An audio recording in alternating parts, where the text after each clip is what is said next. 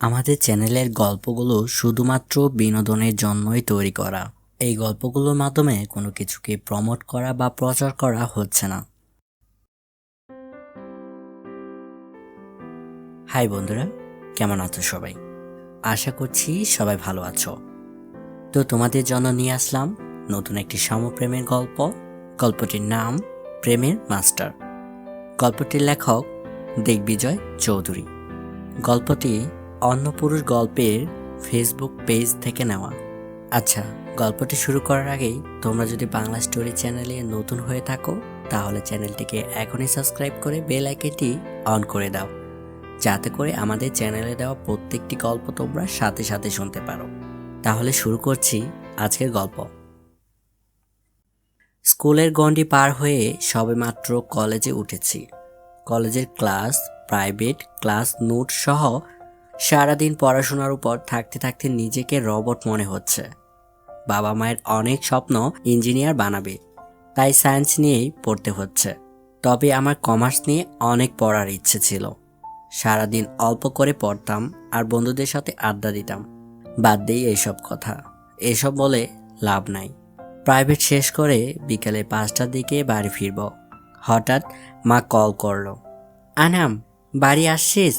আমি বললাম হ্যাঁ।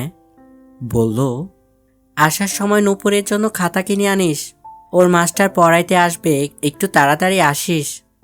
খাতা কিনে তাড়াতাড়ি বাসায় গেলাম। ও, এত কথার মাঝে আমার পরিচয় দিতেই তো ভুলে গেছি। আমি আনাম চৌধুরী, থাকি রংপুর শহরে বাবার চাকরি সূত্রে। গ্রামের বাড়ি কুড়িগ্রাম জেলা। পড়াশোনা কাকরাইল কলেজ উচ্চ মাধ্যমিক প্রথম বর্ষ। বাবা মা, আমি আর ছোট্ট বোন নূপুরকে নিয়ে আমাদের পরিবার। বাসায় এসে ফ্রেশ হলাম। নূপুরের মাস্টার নয়ন সাহেব রোকেয়া ইউনিভার্সিটিতে অর্থনীতি বিভাগে পড়ছে। অনেক সুন্দর আর হ্যান্ডসাম বটে। যেদিন প্রথম পড়াইতে আসছে সেদিন থেকেই ওনাকে আমার ভালো লাগা শুরু হয়েছে। কথা কম বলতো আর ধীরে ধীরে। নূপুরের রুমে গিয়ে বললাম, কিরে, তোর মাস্টার আসে নাই? বলল, না ভাইয়া। অনেক আকার ইঙ্গিতে বোঝানোর চেষ্টা করেছি, কিন্তু বোকা ছেলে বোঝার চেষ্টাই করে না। যতক্ষণ এসে পড়ায় আমার মন শুধু সেদিকে যায়। মাঝে মাঝে ইংরেজি বুঝিয়ে নেওয়ার ছলে তার সাথে কথা বলতাম। যদিও আমি ইংরেজিতে ভালো ছিলাম, উনি এসেই আমার ঘরে আসলেন। বললেন, নূপুরকে দেখছি না যে? আমি বললাম, নয়ন সাহেব আপনি আমার ঘরে? উফ, উনি আমার রুমে। বলল, নূপুর হয়তো বাইরে গেছে, তোমার মা বললেন একটু ডেকে নিয়ে আসবা। আমি বললাম, আপনি গিয়ে বসেন, আমি ডেকে আনছি। গত 3 মাস যাবৎ উনি নূপুরকে পড়াচ্ছেন। মাঝে নূপুর নয়নকে বাদ দিয়ে নতুন শিক্ষক আনার কথা বলছিল। তবে আমি মাকে বুঝিয়ে বললাম যে উনি খুব ভালো পড়ায়, তোমার মেয়েই তো ঠিকমতো পড়ে না, ইত্যাদি। সামনে নূপুরের জন্মদিন। ভাবলাম সেদিন তো নয়ন সাহেব আসবেন, তখন চিঠি দেব। আকার ইঙ্গিতে তো কাজ হচ্ছে না। নূপুরের জন্মদিনে সব আত্মীয় স্বজনরা এসেছেন, নয়ন সাহেবও এসেছেন।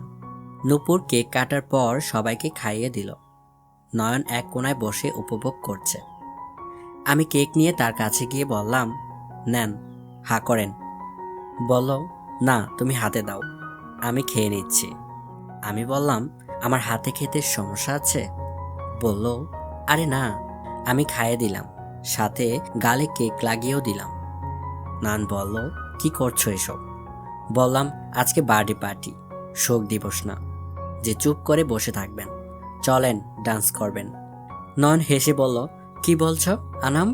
আমি নূপুরের শিক্ষক আর আমি করব ডান্স? বললাম, তো কি হয়েছে? বলল, আমার কালকে সেমিস্টার ফাইনাল এক্সাম আছে, চলে যেতে হবে। ইস, কোনো মতেই ওকে বোঝাতে পারছি না। ও, মনে পড়েছে, ওনার ডায়েরি আছে তো, নূপুরের ঘরে রেখে গেছিল।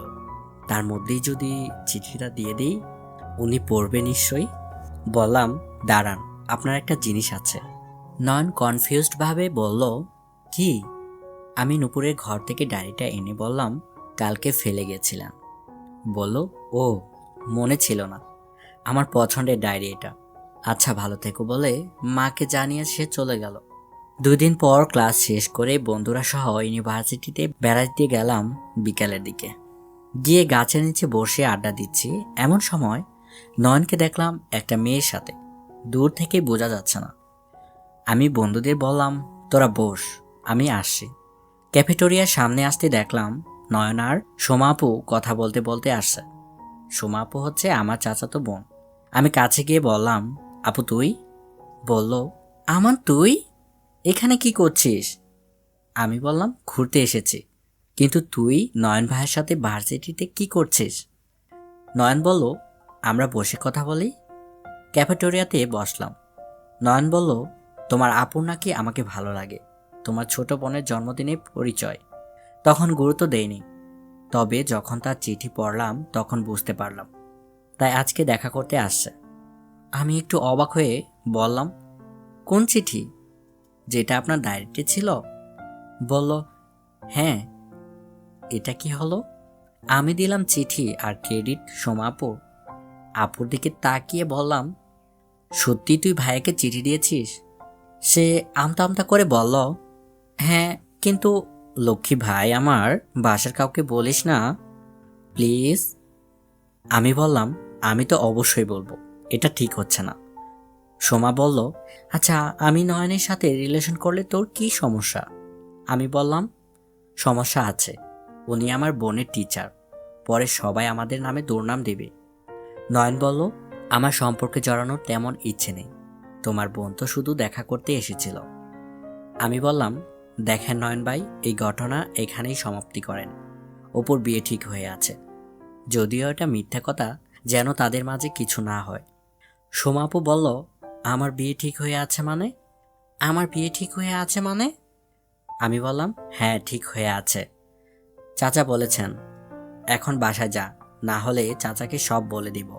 সোমাপু বলল, কাজটা ঠিক করলি না আমান, মনে থাকবে, বলে রাগ করে চলে গেল।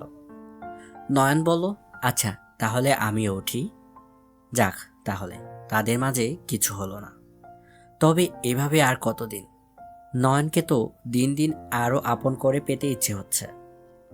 গ্রীষ্মকালীন ছুটি দিয়েছে, তাই বাবা মা আর নূপুর গ্রামের বাড়ি 2 দিনের জন্য বেড়াতে গেছেন। তবে একথা নয়নকে জানাতে দেয়নি, জানলে তো আসবে না পড়াইতে। সন্ধ্যার দিকে নয়ন সাহেব আসলেন, বললেন, নূপুরকে যে দেখছি না। আমি বললাম, ওরা তো গ্রামের বাসায় গেছে। নয়ন বলল, তোমার আম্মু তো কিছুই বলল না। আমি বললাম, সত্যি কথা বলতে আমি মানা করেছিলাম। নয়ন বলল, কিন্তু কেন?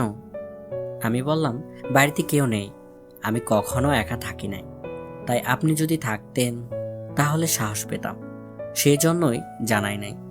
নয়ন বলল, কিন্তু আমি কেন? বললাম, প্লিজ থেকে যান না। আমার জোরাজুরিতে না করতে পারলো না, থেকেই গেল।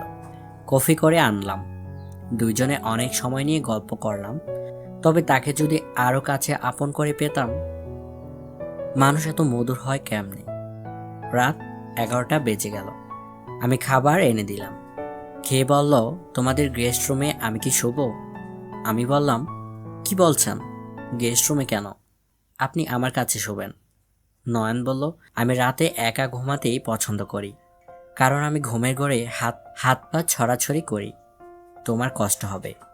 আমার মনে মনে বলে, উফ, আমি তো চাই আমার সাথে শুয়ে হাত পা ছড়াছড়ি করুক, আমার গায়ের উপর হাত পা পড়ুক। বললাম, আমার অসুবিধে হবে না, আর আপনি থাকলে ভালোই লাগবে। নয়ন বলল, তোমার অসুবিধে না থাকলে থাকা যাবে। হঠাৎ কলিং বেল বাজলো। নয়ন বলল, এত রাতে কে আসলো?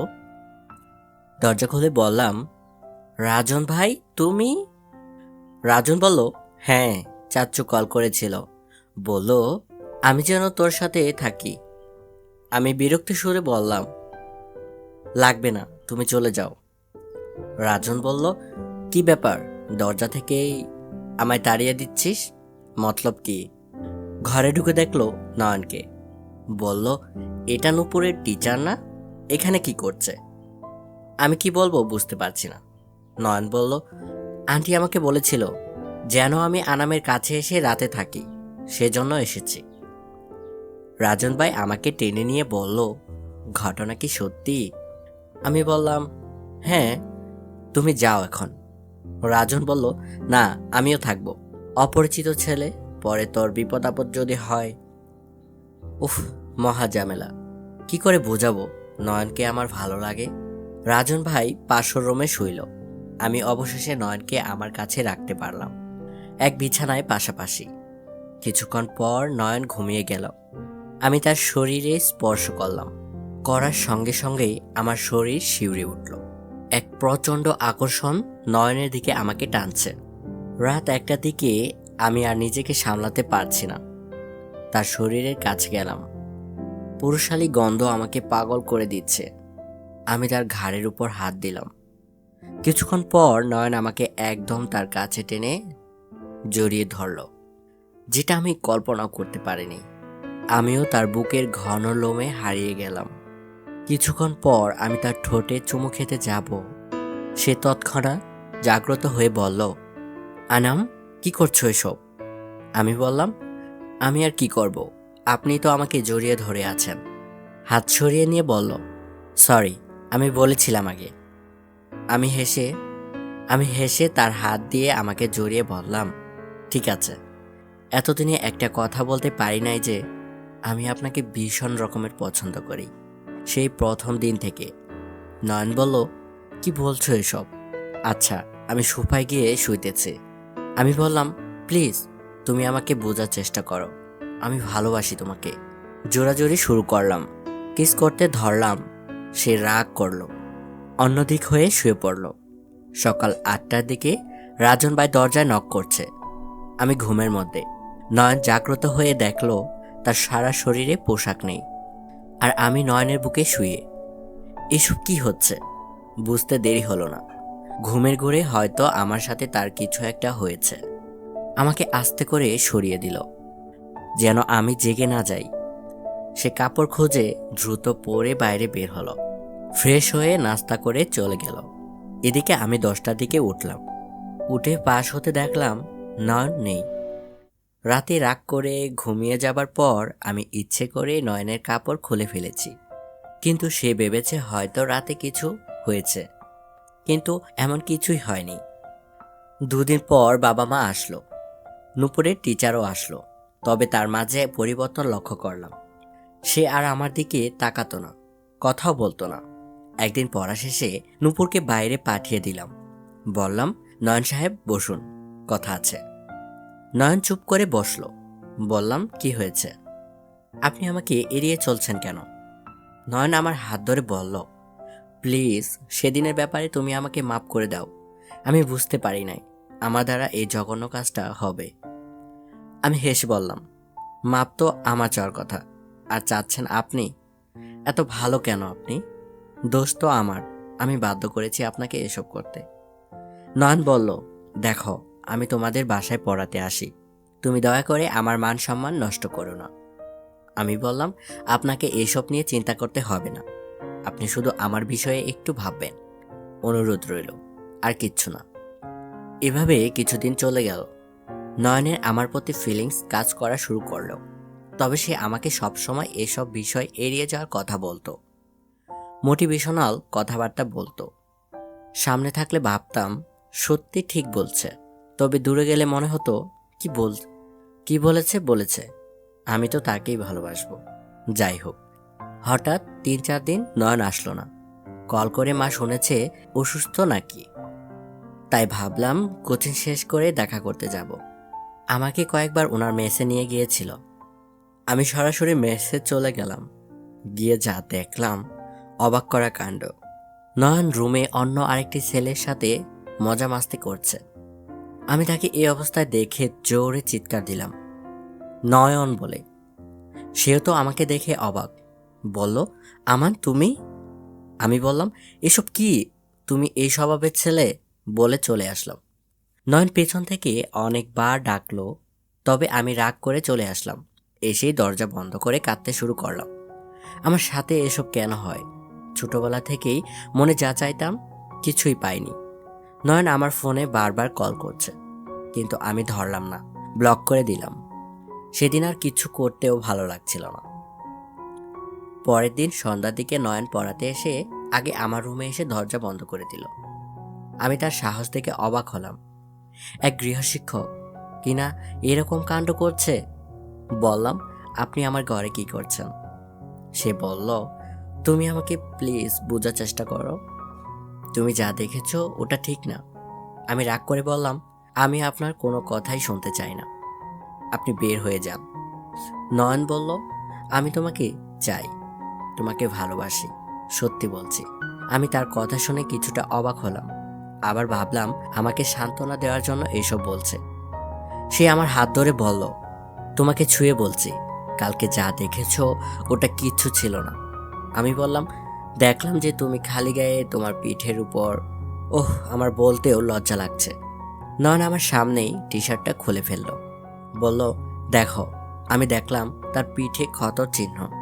বলল, দেখেছ, সে আমার ছোট ভাই ছিল, এই ক্ষতে মলম লাগিয়ে দিচ্ছিল। আর তুমি তা দেখে কি ভেবেছ? তবে বিশ্বাস করবা, সে রাতের পর আমার মন থেকে তোমাকে কিছুতেই সরাতে পারছি না। আমি বললাম, একটা সত্যি তোমার কাছে লুকিয়েছি, সে রাতে আমাদের মাঝে কিচ্ছুই হয়নি। নয়ন বলল, সত্যি কিচ্ছু হয়নি? আমি বললাম, না। তাহলে কি তুমি আমাকে ভালোবাসবে না? নয়ন হেসে আমার কাছে এসে বলল, 100 বার বাসবো, কারণ একবার যার প্রেমে মজেছি সে তাকে কি সহজে ছেড়ে দিতে পারি? আমি বললাম, হয়েছে, এখন দরজা খোলো, মা ভাববে কি? নয়ন বলল, উফ, ভুলে গিয়েছিলাম, আমি তো শ্বশুর বাড়িতে, শাশুড়ি আবার এতক্ষণ দরজা বন্ধ দেখে কি ভাববে? আমি হেসে বললাম, বাপ রে, এত তাড়াতাড়ি জামাই হয়ে গেলেন দেখছি। নয়ন বলল, এবার তো তুমি করে বলো, আপনিতে কেমন জানি পরপর লাগে। আমি বললাম, এত ভালোবাসা দেখাচ্ছ, ভবিষ্যতে কি ভালোবাসাটা এমনই থাকবে? নয়ন আমাকে এসে জড়িয়ে ধরে বলল, জি জনাব, থাকবে। বন্ধুরা, আজকের গল্পটি তোমাদের কাছে কেমন লাগলো নয়ন আর আমানকে? তাদের দুজনের এই ছোট্ট লাভ স্টোরিটি যদি তোমাদের ভালো লাগে, তাহলে গল্পটি অবশ্যই একটি লাইক দিবে। আর গল্পটি কেমন লেগেছে সেটা কমেন্ট করে জানাতে একদমই ভুলবে না। আর হ্যাঁ, চ্যানেলটিকে সাবস্ক্রাইব করতে একদমই ভুলবে না কিন্তু। শীঘ্রই ফিরছি নতুন কোনো গল্প নিয়ে। সেই পর্যন্ত সবাই ভালো থেকো আর বাংলা স্টোরির সাথে থেকো। বাই।